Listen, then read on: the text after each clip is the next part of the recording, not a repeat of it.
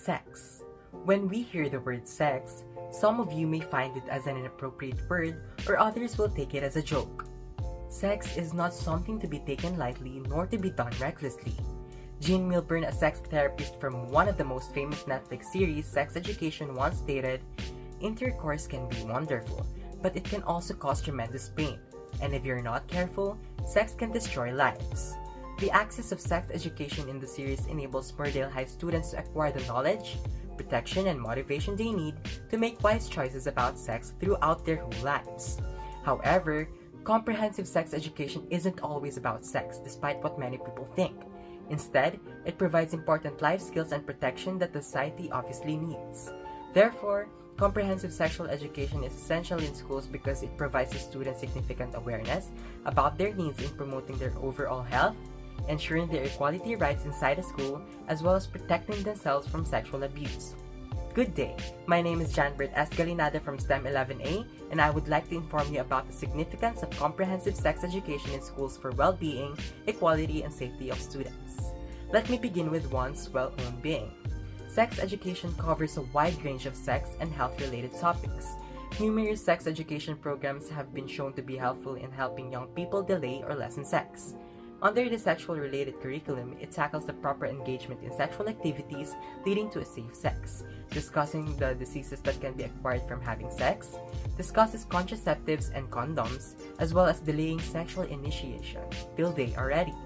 Furthermore, comprehensive sexual health education promotes abstinence as the only 100% effective means of preventing HIV, STDs, and unintended pregnancies and other sexual transmitted diseases. Furthermore, sexual diversity is one of the targets of sex education, which is why sexual orientation and gender identity of a person became an integral aspect of the program under the sex curriculum. Aside from sexual curriculum, health topics are also covered by sex education. An example of a health topic in the curriculum would be developing healthy relationships, which includes family, friends, and romantic relationships.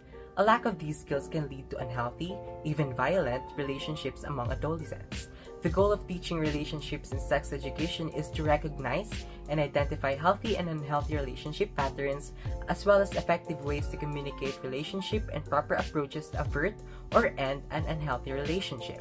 Furthermore, sex education bridges the gap between people who identify as LGBTQIA+ and society along with social media by reducing homophobic bullying, lowering occurrences of issues common in LGBTQIA+ students, and lastly, improving their lives. With that being said, I will now go through on how sex education also addresses equality to heterosexual people and the members of LGBTQIA+ community. Just like what I have said earlier, focusing on sexual diversity like sexual orientation and gender identity can prevent any forms of discrimination towards LGBTQIA+ community. These topics would fall under the human development, which includes puberty, anatomy, sexual orientation, and gender identity of a person. Bullying rate differs among gender identities and sexualities in the United States. According to the Centers for Disease Control CDC, 43% of transgender youth report bullying, while 7% of cisgender youth report bullying. 29% of lesbian and gay students report bullying, 31% of bisexual youth do as well, compared with 17% of heterosexual youth reporting it. Learning sexual orientation and gender identity through sex education prevents LGBTQIA+ students to an exclusionary climate in schools, where these students are already frequently targets of harassments and discrimination. And so by studying these topics from sex education would greatly help to debunk some of the myths regarding the LGBTQIA+ community, like sex between two men is by definition risky, and lesbians have little need for HIV prevention, treatment, or care. When talking about the equality to heterosexual people, sex education can also help mitigate and can effectively alleviate gender-based violence they're experiencing, be it in physical or sexual.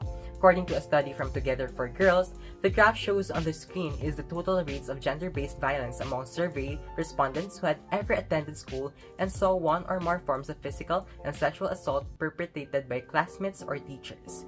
The prevalence varies significantly by sex. Thus, comprehensive sex education examines how gender norms promote inequality and how inequality affects children and young people's overall health and well-being. This contributes to gender inequality by increasing awareness of the importance and diversity of gender in people's lives and encouraging the development of respectful and inequitable relationships based on empathy and understanding. The last point I would like to share with you is that sex education prevents sexual abuse to children. It is a safety barrier for children from sexual predators. Children are more vulnerable to sexual abuse because of certain reasons like not having enough knowledge of their genital parts such as penis, vagina, and breasts. According to a study conducted by Kenny and Wordle 2008, parents are successfully teaching their children the names for non-genital body parts, although it appears that genital vocabulary appears to be purposely excluded from the children's body education lessons. Only 10% of the children in their sample knew the correct terms for penis, breasts, and vagina. A slightly higher proportion of children, 25%, knew the correct terms for buttocks. As predicted, many more children understood the correct names for their non-genital body parts.